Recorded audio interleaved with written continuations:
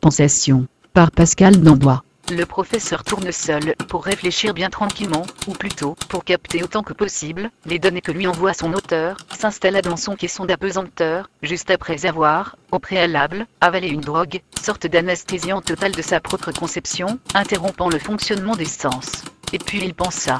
Ou presque, car, la pensée n'a-t-elle pas simplement un sens comme un autre, sur lequel sa drogue pourrait avoir aussi quelque effet?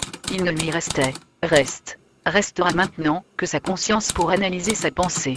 Pensée, conscience, autant de termes absurdes ne servant qu'à se mordre la queue, car comment analyser sa pensée, sa conscience alors que tout ce qu'il y a pour cela, cela n'est que la pensée et la conscience, et ne parlons même pas de subconscience, autant éteindre un incendie en y jetant une allumette. Conscience que l'on peut aussi bien appeler, car si vous voulez bien, j'écris ce qui m'arrange.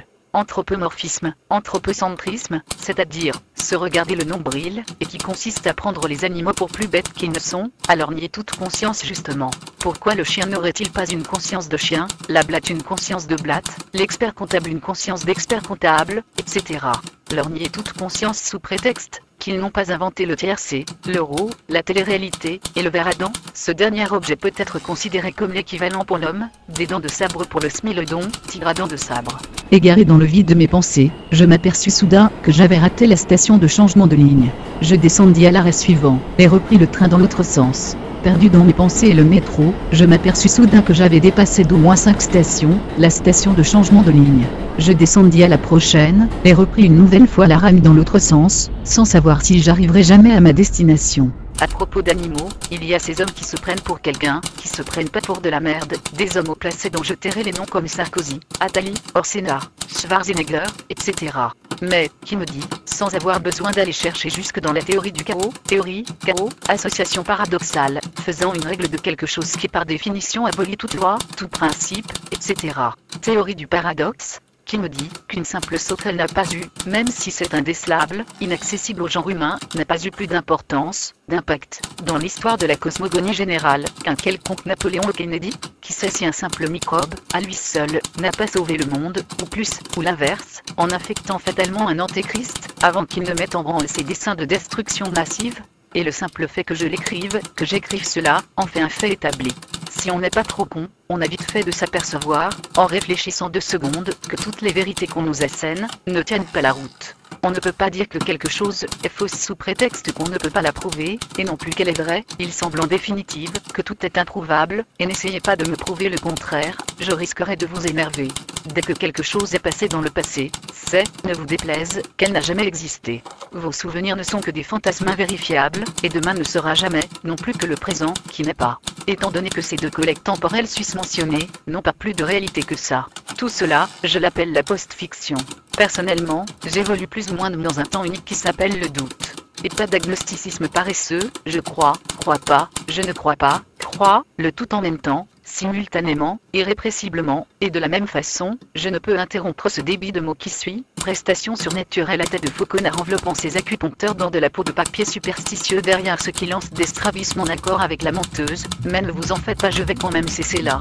Pendant que se déroulait le fil de sa vie, différentes voix résonnant dans sa tête, semblaient lui donner des conseils, la plupart du temps contradictoires et farfelus, et il tentait de vivre avec mais en fait cette vie était rêve. Il était endormi au milieu d'une pièce à la lumière tamisée, la cervelle branchée sur des écrans, sur lesquels on pouvait observer le déroulement de son songe. Devant les écrans, au nombre de 7, autour de lui, cet homme en train de jouer, car c'était d'un jeu dont il s'agissait. Il jouait comme des dieux faisant un poker, à influer en lui parlant, sur le cours de la réalité, qui en l'occurrence c'était son rêve, à moins qu'il soit en train de rêver, qu'il rêvait qu'il. Le coup du rêve dans le rêve, c'est peut-être un peu éculé comme idée, mais ce n'est pas pour ça que je ne l'ai pas eu en toute indépendance, ou pas, et je ne vois pas pourquoi. J'effacerai ce texte, il est là, et dites-en ce que vous voulez, estimez-vous heureux, j'aurais pu, et pourrais, écrire encore pire. Bon, je me l'avoue, j'y connais à peu près rien en philosophie, j'ai foiré l'école et je m'en fous, et elle n'accepte pas facilement les amateurs, elle est à peu près illisible, la philo. J'ai pourtant dans l'idée d'en écrire un livre de philosophie, en usant d'une technique d'escroc, je vais faire des phrases semi-automatiques en y incorporant hasardeusement les mots de lexique de philosophie, et ensuite je n'aurai plus qu'à extraire le sens métaphysique du texte obtenu. À partir de là, comme vous auriez dû le faire en lisant ou écoutant les paragraphes précédents, ne cherchez pas de transition avec les phrases qui vont suivre. Certains avaient proposé pour se débarrasser de la présence encombrante de Dieu de tout simplement l'envoyer valdinguer dans l'espace, à l'intérieur d'une capsule, destination, nulle part. Et pendant qu'il valdinguait dans ce néant spatial, le démiurge, il était curieux et anxieux de savoir quelle probabilité allait être adoptée cette fois-ci, une probabilité où Dieu n'est autre qu'un quelconque être humain, ou animal dont le trépas naturel allait mettre un terme à tout, une bonne fois pour toutes. Dans ce cas-là, les autorités allaient tenter discrètement de l'identifier pour l'influencer, ou le faire perdurer. Ou une autre, ou l'être suprême, l'est tellement qu'il sait exister, tout en n'existant pas, à moins que Dieu ne fût que le réseau global et mental de tous les individus plus ou moins pensants. Ce que j'écris, c'est décidé, c'est post-fictionnel, étant donné que la réalité est indissociable de la fiction, car tout ça n'est qu'un gloubi-boulga, que des pédants même s'imaginer gérer. Passons outre, allons au-delà, c'est, je le répète, de la post-fiction, ce que j'écris. Faudra, si j'y pense, que j'aille voir sur Google si quelqu'un utilise déjà ce mot. Si oui, j'en inventerai un autre où je tenterai d'éliminer, d'anéantir ce quelqu'un, juste en le voulant. Si j'y arrive, vous n'aurez aucune possibilité de le vérifier, et moi non plus, d'ailleurs c'est peut-être déjà fait. La post-fiction peut avoir de nombreuses similitudes avec d'autres genres ou mouvements littéraires, aucune importance et tant mieux, envoyons-nous donc un peu de post-fiction. Au moment où il allait pénétrer une centaine de femmes par tous les trous avec ses phallus multiples, tentaculaires, longs et flexibles comme des billes de baleine, pour les noyer ensuite, toutes ces belles salopes, dans des jets de sperme puissants comme autant de Karcher. La Brimcop, police des rêves, intervint à grands cris, stop.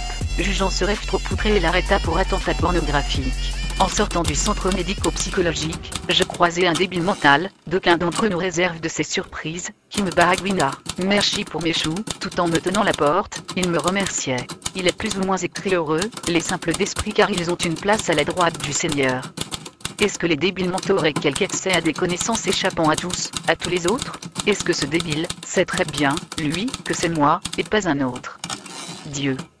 Je mets ce mot, histoire de donner humblement un nom à cette spermatozoïde qui alimente mon cerveau matrice. D'où ces remerciements de taré. Mais peut-être qu'il faut que j'en parle au professeur Tournesol, peut-être qu'il faut que je continue à consulter